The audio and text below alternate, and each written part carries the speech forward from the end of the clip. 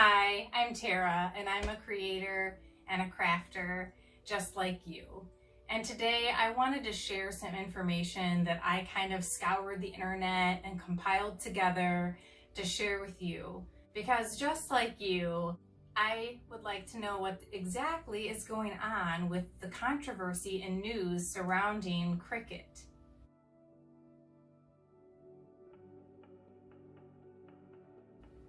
So I'm going to take this back to March of 2020. And I just want to start by saying that I feel like this is evergreen content, and a lot of information that I'm going to be sharing in this video can be beneficial to crafters and creators that happen upon it for years to come. I want to start with March of 2020. That is when the Cricut Joy machine was released. The Cricut Joy is just a smaller, compact version of a die cutting or crafting cutting machine. I do not have the Cricut Joy, so I don't want to go into too much information about it, but I am mentioning it because it was the birth of smart material. And what exactly is smart material? Smart material is adhesive vinyl, iron-on material, even cardstock material that you can purchase and not use a mat on a cutting machine, which gives an open door for longer lengths of cut projects.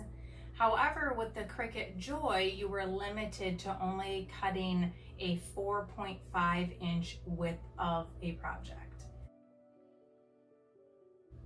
Which leads me to recent news of the release of the Cricut Maker 3 and the Explore 3, which were released in, I believe, June of 2021.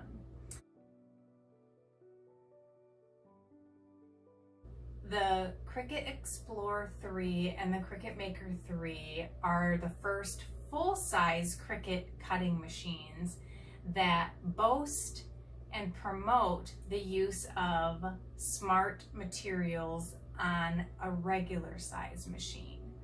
The new materials that are smart materials are actually 13 inches wide. Now, here comes the controversy of the smart material. The smart material costs more than regular material, and it also is limiting you to only Cricut brand.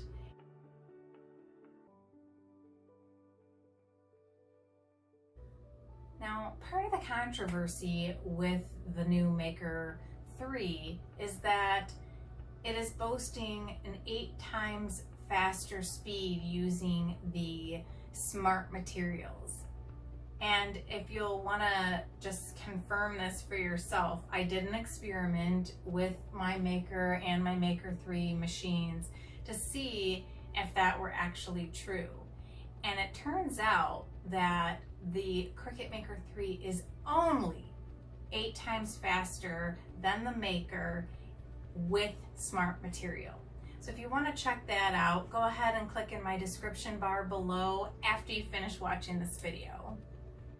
Another controversy surrounding the release of the new Explore 3 and the Maker 3 that are promoting using the smart materials is that Cricut is saying that you cannot use these smart materials with the previous machines, that if you do, that it could damage the internal workings of the machines themselves, and which obviously will null and void any type of warranty. However, I actually recently did a trial with the Maker and the Maker 3 using cardstock. That is a video that you should definitely check out. The other controversy about the Maker 3 is, just to clarify, there is no Maker 2. So anyone that's not already in the Cricut family, or even if you are in the Cricut family and you don't keep up to date on every single thing that's coming out and about, you might be a little confused by this one. And the company simply tried to say that the Explore 3 name versus a Maker 2 name, they felt could make the Maker 2 seem like a lesser than machine, which it is not.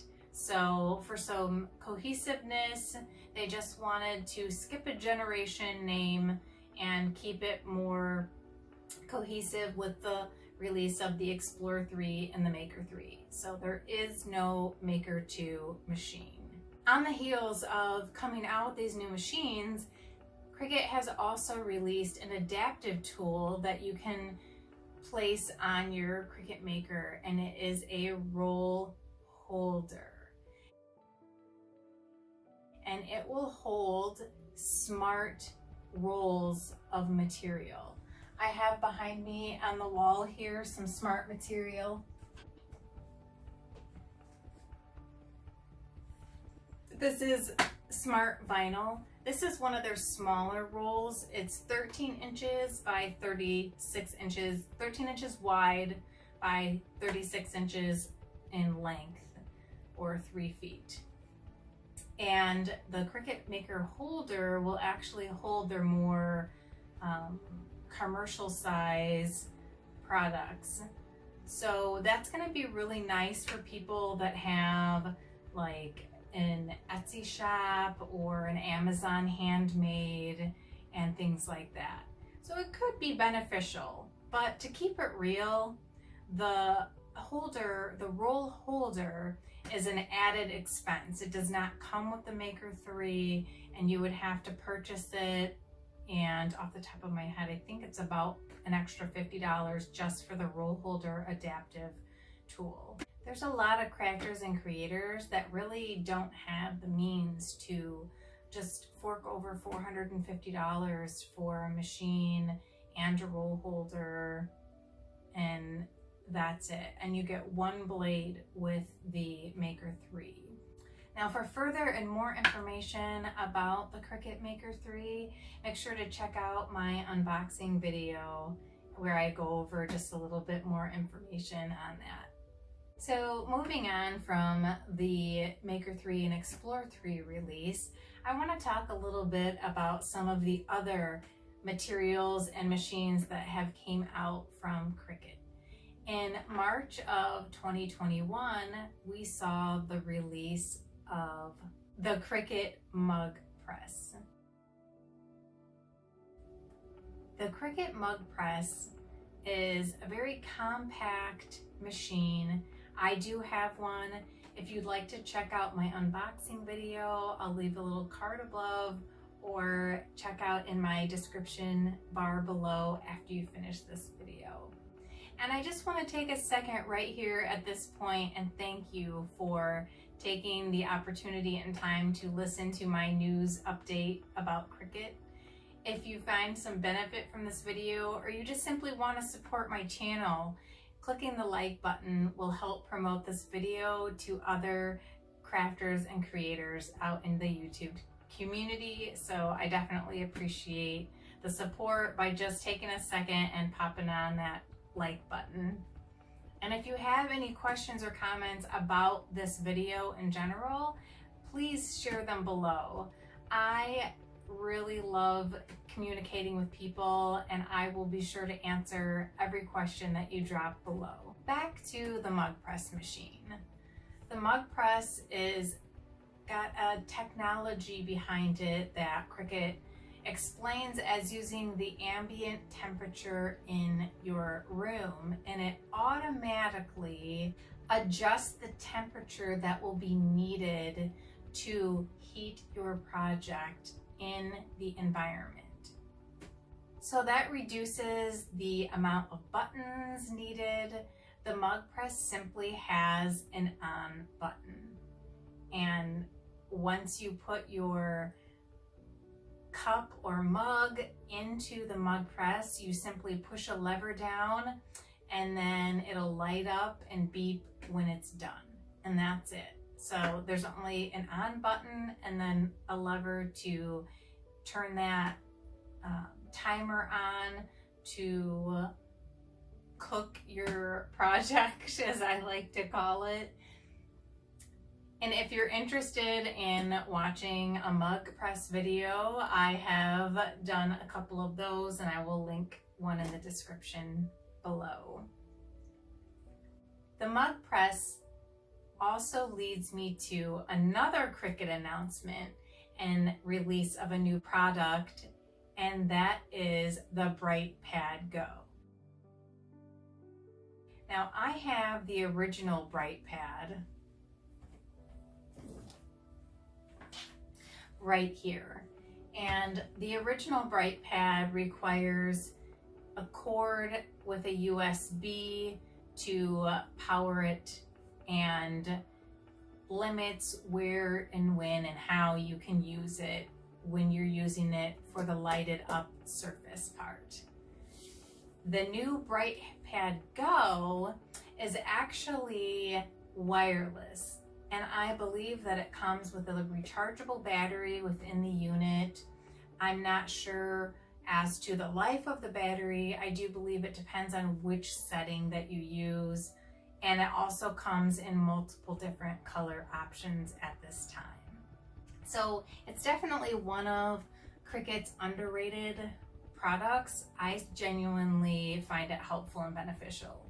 However, when they released the Cricut BrightPad Go and announced it, it almost seemed like if you didn't have a Cricut BrightPad or you weren't aware that the Cricut BrightPad existed, you would think that it was a whole new product. So I'm not really sure the angle there, but definitely part of their marketing to sell more accessories. And I have a couple other Cricut updates, one controversial and one not really. Another thing that came out this year in 2020 is an update in Design Space with a feature called Kerning. And kerning is basically simply said spacing between letters in a typed font at a optimal level. So this is really going to be helpful for calligraphy and cursive type fonts, where we would previously have had to ungroup those letters and then individually move them together. With this new Cricut Kerning update in Cricut Design Space, we no longer have to take all that time and effort to do. Once you type in your wording, it's going to automatically kind of weld those letters and space them accordingly. And that is what kerning is. That is something that I got super excited about. Cricut Design Space has definitely had its moments. I'm sure over the years that if you've been a Cricut creator already, you've had your moments where Cricut kind of, the design space does not work. Something glitches, something's not working correctly, things happen.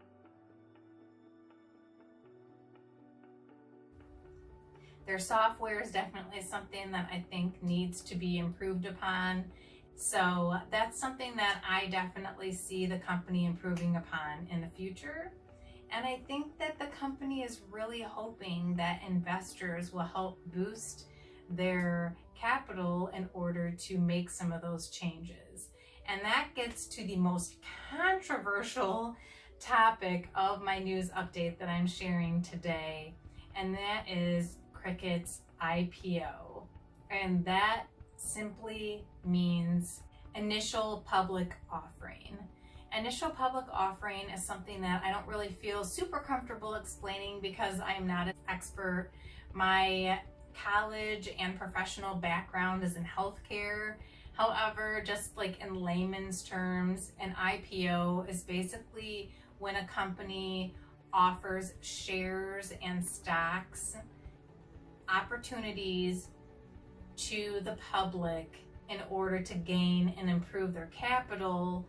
And the reason why a company would want to boost their capital is to reinvest into the company itself and then help the company grow even more. It's going to help improve the branding and just improve the overall income of and profit of the company, which in turn will make your stocks more valuable. It's a win-win situation. The problem with this is right at the same time that Cricut's intentions of becoming public, they announced a limitation with Cricut Design Space to 20 images per month per person that did not pay for the Cricut Access option. So I am someone that pays for the Cricut Access. It's, I believe, around $10 a month as of today's video date, which is again 2021. There is an access to Cricut Design Space that's limited with the use of Cricut Design Space, but not accessing their images for free. But you could still load images of your own, or if you purchased images from like Etsy, let's say, and you uploaded them to Design Space and then you edited your own images or images you purchased from other cutting files or other places, then you would only be limited to 20 a month. And this was upsetting to even just people that craft and create for fun. So the community was up in arms.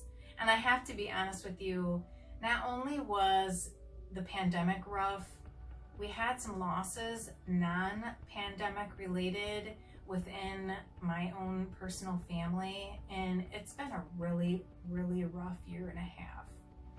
And so I missed out on some of that information because of some of the personal things that were going on behind the scenes in my own life. And it wasn't until just recently that I finally got the story. So I wasn't really sure of what was able to be done by people that didn't pay for the Cricut Access. So I learned a little bit about that. And for those of you that are watching that don't pay for Cricut Access, I am so thankful that Cricut just nixed this whole idea. But the unfortunate thing is there was so much controversy. There were other YouTubers and channels, even people that didn't even own a Cricut machine that heard about this, that had friends in the crafting community that were like, whoa, whoa, wait, this is not okay. This is not how it should be. So what ended up happening is that all this controversy of YouTubers and bloggers and just customers themselves signing petitions. There wasn't one, there wasn't two, there was at least 3 petitions circulating the internet on Facebook and other social media platforms that were like, no, this can't happen. Let's not let this happen. Let's bond together and fight this. And the creators won.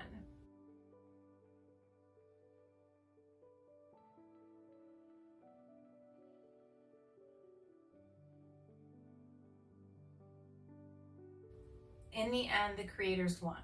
However, that has broken trust with a lot of people that were Cricut supporters. And I think that Cricut, even though they recanted and they backpedaled on their original changes that they were announcing, it has really affected the crafting community. And there's a ton of people that are just like, forget it, I'm done with you. Now, I've had my own personal experiences, and I've even had a meltdown. Yes, I did. It was when the Cricut Maker 3 was announced, and it was because my original Cricut Maker had a lid breaking issue that I felt I wasn't being heard and treated fairly by Cricut. So yes, I had a grown-up meltdown, I'm totally honest. And I've left the video up if you want to check it out. It's Cricut Maker 3 announcement. and I also have a Cricut lid update video. I'll try to link all of those in the description, or just click subscribe and go to my channel and check those videos out. So I think that is pretty much it for my update today.